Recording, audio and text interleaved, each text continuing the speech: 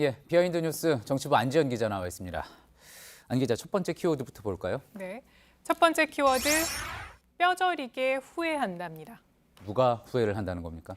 네, 바른미래당의 두 사람인데요. 그 이태우 전 국민의당 청년 최고위원과 진수희 전 의원입니다. 예. 두 사람은 오늘 뼈저리게 후회한다 이 같은 표현을 썼는데 먼저 바른미래당의 이태우 서울 송파을 예비후보가 오늘 입장문을 내고 송파을 재선거에 출마하지 않겠다고 밝혔습니다. 예. 그 이유는 당 공천관리위원회가 이미 경선을 하기로 결정을 했는데 안철수 후보가 나서서 이 지역에 전략 공천을 요청하자 이에 불만을 표하면서 아예 사퇴하겠다. 이렇게 밝힌 겁니다. 전략 공천이라고 하면 경선 없이 유력한 후보를 찍어서 내보내겠다 이런 거잖아요. 네, 맞습니다. 그래서 이태우 예부 후보는 안철수 후보를 비판하면서 입장문에서 보시는 것처럼 새 정치는 죽었다. 예. 안철수 대표가 통합에 찬성한 것을 이 뼈저리게 후회하며 반성한다. 이렇게 말하기도 했습니다. 한때는 지지했는데 지금은 후회한다.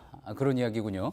자, 그러면 앞에 나왔던 이제 진수희 위원장도 오늘 뭐 비슷한 내용을 이야기한 모양입니다. 네, 맞습니다. 진수희 전 위원장도 이 서울시당 공동위원장직을 사퇴하겠다 이렇게 밝혔는데요. 예. 뒤에 보시면 역시 송파을 공천 문제를 지적하면서 통합을 뼈저리게 후회했습니다. 이렇게 말했습니다. 예. 진수희 위원장은 옛 바른정당 출신인데요. 예. 지금 바른미래당은 재선거인 송파을 공천 문제를 놓고 옛 국민의당과 이 바른정당 출신 사이에서 내분이 커지고 있는 상황입니다. 예. 이 안철수 후보가 어제 공개적으로 이 손학규 선대위원장을 전략 공천을 하겠다 이렇게 요구를 하자 그렇죠. 이에 반발하면서 이 통합에 대한 뼈저린 후회를 밝히고 있는 겁니다. 예, 서로 이제 자기 당의 후보를 내보내겠다. 두 당이 통합을 했으니까. 그래서 그렇게 갈등이 있는 거겠군요. 자, 그런데 제가 기억하기로는 이제 앞서 봤던 이태우 예비 후보, 원래 안철수 후보 측 사람으로 분류가 되지 않았습니까? 네, 맞습니다. 지난 2014년 안철수 후보가 이 창당을 준비할 때 정치에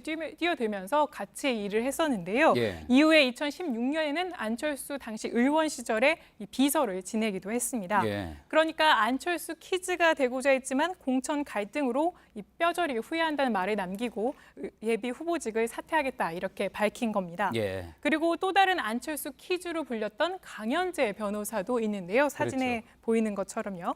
안철수 후보 지역구인 서울 노원병 보궐선거에 나서겠다고 밝혔는데 소속은 보시는 것처럼 자유한국당입니다. 예. 강현재 후보는 이미 지난해 새 정치는 죽었다고 밝히면서 당시 국민의당을 탈당한 바 있습니다. 예. 다음 키워드 볼까요? 네, 이번에도 같은 말을 한 두 사람에 대한 이야기를 꼽아봤는데요. 예. 이번에는 기억나지 않는다입니다. 예. 원세훈 전 국정원장과 안태근 전 검사장이군요. 네, 맞습니다. 이 두 사람 모두 재판에서 오늘 이 같은 말을 한 건데요. 먼저 원세훈 전 국정원장은 오늘 김백준 전 청와대 총무기획관 재판에서 증인으로 출석을 했습니다. 예. 오늘 법정에서 원세훈 전 원장의 답변은 그런데 시종일관 기억나지 않는다였습니다. 이 재판부가 뒤에 제가 워딩 가져왔는데 이 특활비 요청한 사람이 누군지 기억이 안 납니까? 하니까 네, 안 납니다. 이렇게 답했고요. 예. 또 다른 질문에서 그러면 2억 원으로 결정된 이유도 모르냐? 그 부분도 마찬가지로 기억나지 않는다. 이렇게 시종일관 이 같은 답변을 유지한 겁니다.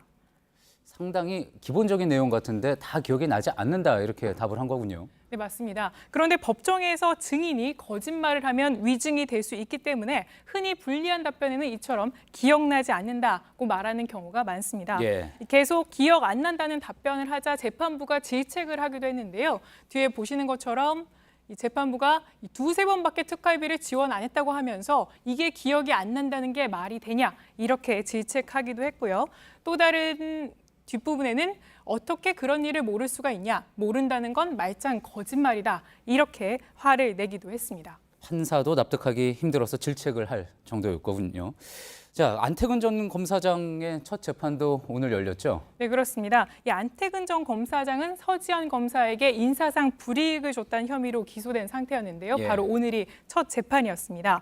이 안태근 전 검사장 측은 일당 성추행 부분에 대해서는 만취 상태였기 때문에 기억이 없다. 이렇게 답변을 했습니다. 예. 그리고 이를 은폐하기 위해서 불이익을 준 혐의에 대해서는 역시 부인을 했습니다.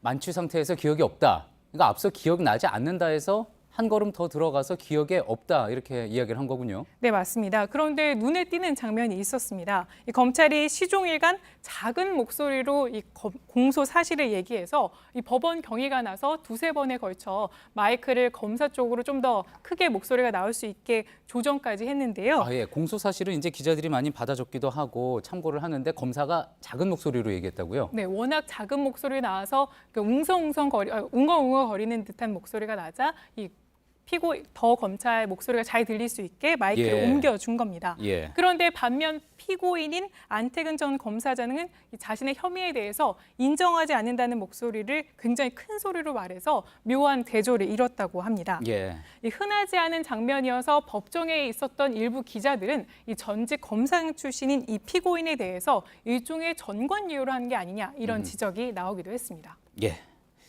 잘 들었습니다. 정치부 안지연 기자였습니다.